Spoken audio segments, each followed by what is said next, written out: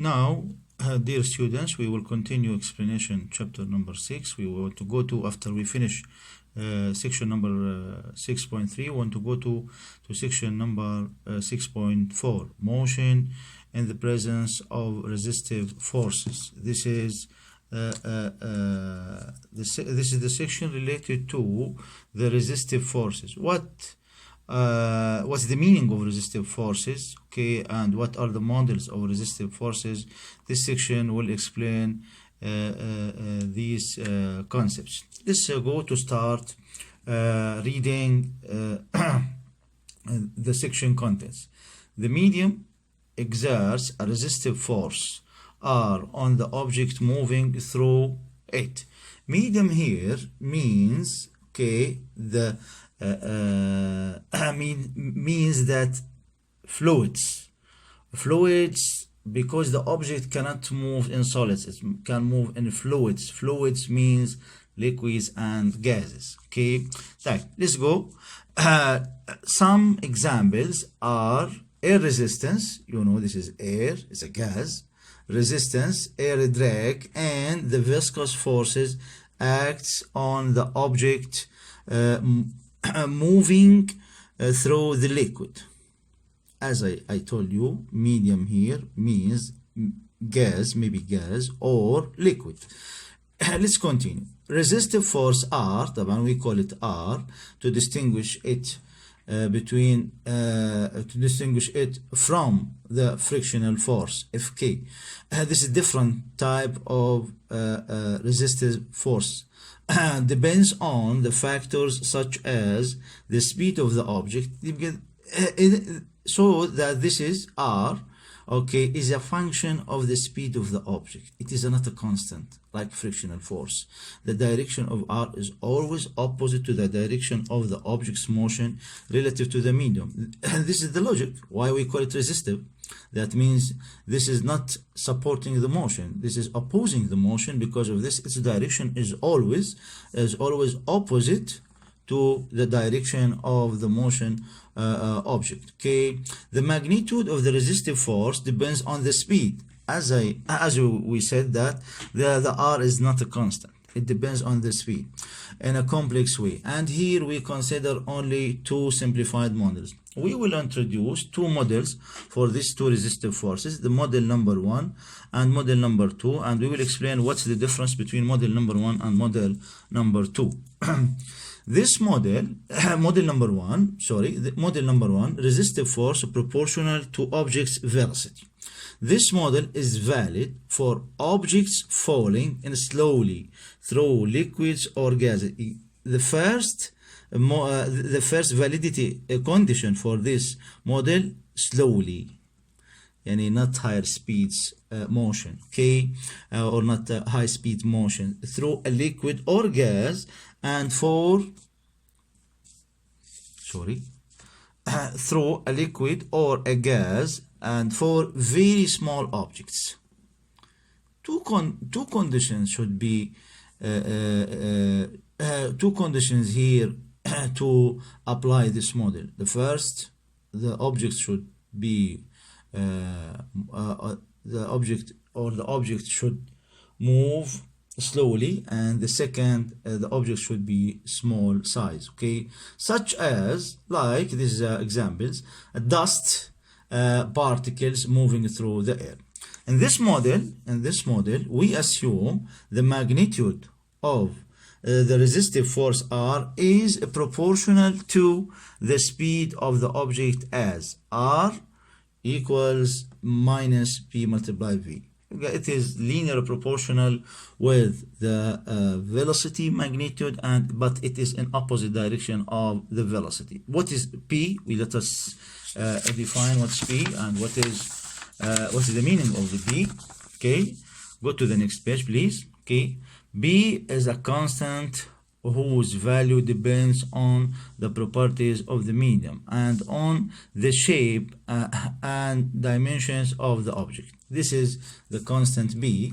Okay, it's a proportional constant, depends on the material, properties of the material, that means the viscosity of the material, and the size of the object, that means what is the shape of this object, sphere or spherical shape or cylindrical shape or whatever. V is the velocity of the object relative to the medium, minus negative sign indicates that is in the opposite direction of V. This is the first model. Now let's go to the second model. Okay, and this paragraph you can read it, is easy. Okay, it talks about the terminal speed. Later on we will explain this, what's the meaning of the terminal speed. Now let's focus on the difference between the first model and the second model.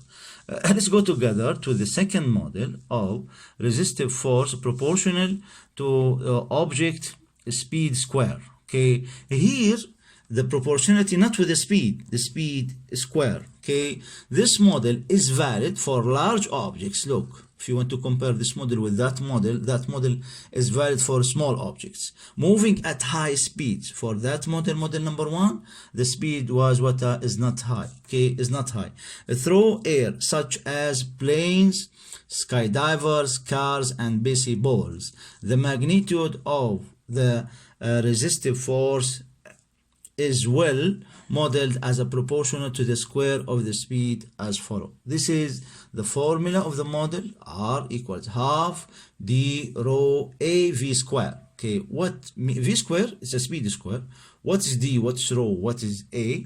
Explained down, where d is the dimensionless empirical quantity called drag coefficient. This drag coefficient without unit, not like b here with unit. This is d without unit. Okay, depends on the size of the object and the properties also of the fluid. Rho is the density of the air or the density of the fluid. A is a cross-sectional area of the moving object. Is a cross-sectional area of the moving object measured in a plane perpendicular to its velocity.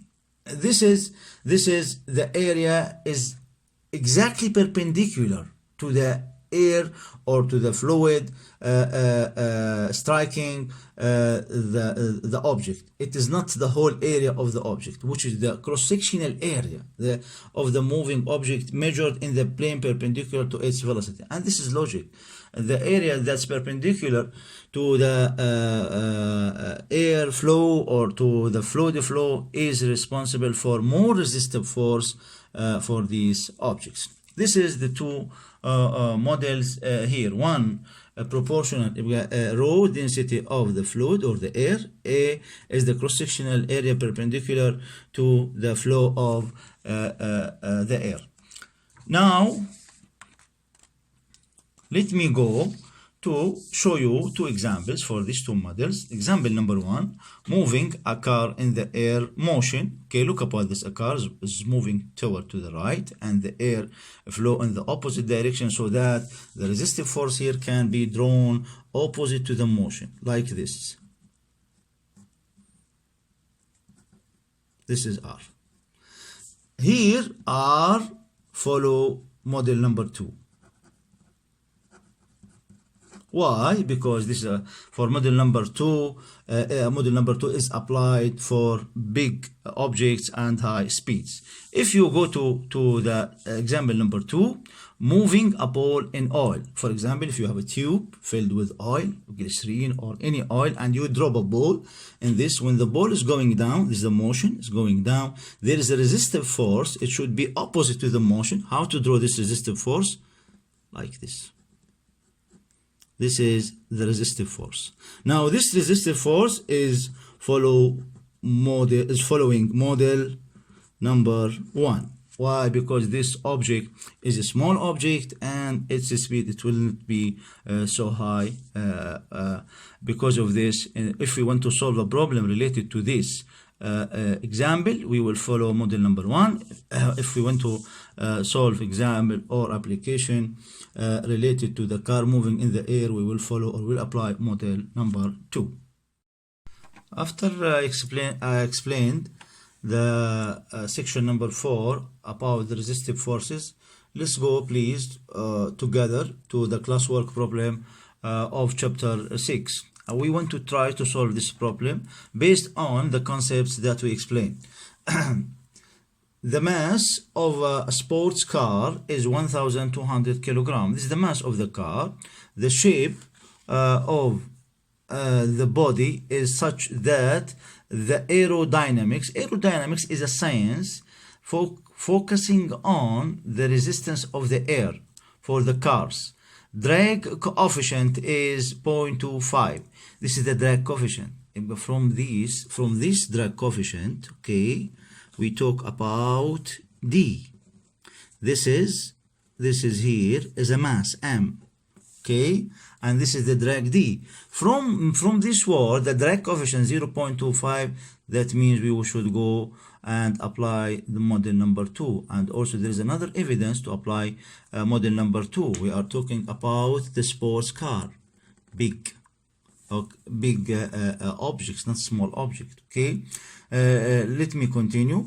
The drag coefficient is 0.25 and the frontal area is 2.2 meter square. This is the area, okay, perpendicular to the motion of the fluids or the air. This is the area, cross-sectional area, perpendicular, ignoring all other sources of the friction. This very important in the solution. Why? Because when you want to, if you want to draw the free body diagram, you don't need, okay, here, ignoring all other sources of the friction, you don't need to put the frictional force. Okay, calculate the initial acceleration. The car initial acceleration. This is initial acceleration. The question asks you about the acceleration, initial acceleration.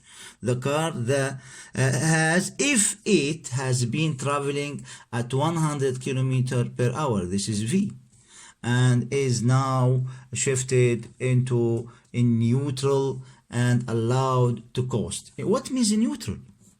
All of you, I think, all of you driving the car, when you put in neutral, that means no any driving force. That means no any engine force acting on the car. You put it in neutral, that means the car, it should be slowing down under the effect of the resistive force. Okay, let me first go to draw the free body diagram and summarize what are given in the problem. Look, this is the car. I draw the car, the free body diagram of the car. Look it carefully to this car. Okay, this is the motion. I suppose the motion to the right. Okay, and I draw the forces acting on the car, the normal up, the normal force acting by the road on the car, and the mg down, and the resistive force opposite to the motion. It's a back force here. Why I'm not driving frictional force in the free body diagram? Because the question telling me don't consider the frictional force. Okay, why I'm not writing the driving force here? The driving force acting on the car, and that means the engine force, because the question telling me in neutral, the car is shifted to the neutral. In neutral, that means N, and for the car, and neutral, this is N for in the gearbox, this is N. Okay, that means no any driving. And does not mean normal force. It means neutral with no any driving force acting, or the engine force acting on the car. What is given to me in this problem? M equals 1,200 kilogram. D, drag coefficient 0.25. A, 2.2 meters square. Row of air. This should be given to you. It is not in the question, but should be given, it's a constant, should be given to you. 1.27 kilogram per meter cube. The initial velocity 100 kilometer per hour. I should convert it to meter per second by using the table method that we explained in chapter number 1. You will get 100 multiply 1000 over 3600. The first conversion here to convert to meter, the second conversion to convert to the second. So that the V initial, you should calculate this, you will get 27.77 meter per second. What's the question need? Initial acceleration. The initial acceleration. A is unknown. Okay, how to solve this question? Go and apply Newton's second law. Let me start step by step. Because of the motion along x-axis, this is motion along x-axis, I will apply sigma fx. Sigma fx equals max. Now I want to go to look which forces acting along x-axis, just only resistive force opposite to the direction of the motion. Because of this, I am writing minus. Why I put minus here? Because R is in opposite direction to the motion. I should give minus here, and that means if by the final answer I should get deceleration, not acceleration. Equals m the car multiply the acceleration that I want to find it at the initial velocity 100 km/h. Here R following model number 2. Why? For two reasons. The first reason, okay, this car is a big size and its speed its speed is high, 100 km/h. Look, 27.77 meter per second. Go to and follow, apply second model of resistive force, half d rho av square equals m phi a. Half, this is constant, d is given, drag, this is the drag coefficient is given in the problem, 0.25, multiply the density of the air, this is rho of the air, density of the air 1.27, this should be given as a constant, and multiply 2.2, this is the area, cross-sectional area perpendicular to the velocity, and to multiply 27.7. What is this? You know what is this? This is V, that you get it here. This is V initial, 27.7. You should convert V. You cannot substitute V direct before conversion. Okay, this is V initial. If you what equals, this is the left hand side, right hand side 1200 multiplied by A. 1200 the mass of the car multiplied A. You will get A minus 0.225 meter per second square. But look to the answer, what I wrote, A initial. This is you should keep in your mind. This is initial acceleration. This is not constant. The question why it is not constant, because the speed, if you go to the formula, now the car is decelerating. That means the speed is changing. When this changing, area will be acceleration will change. Acceleration is not constant. This is not like a frictional force. If you use a frictional force here instead of resistive force, you will get A as a constant. But here I'm writing you the conclusion is very important. Maybe is asked as a conceptual question. Does this result of the acceleration is constant for deceleration of the car? The question no, because the acceleration depends on the speed of the car, and the speed of the car is changing. That means acceleration is changing. While V, it's very important conclusion. While V is changing, A is changing, so that this is not a constant. This is at the initial moment of the car will be neutral. The initial moment, the car 100 km/h. When you change 100, now 100 km will be less. For example, 90 km/h, you will get another A. 80 km/h, you get another A. This is A for 100 km/h at the starting of slowing down of the car. Okay, this is very important to be understood. This is acceleration while V is changing, A is changing. Thank you very much.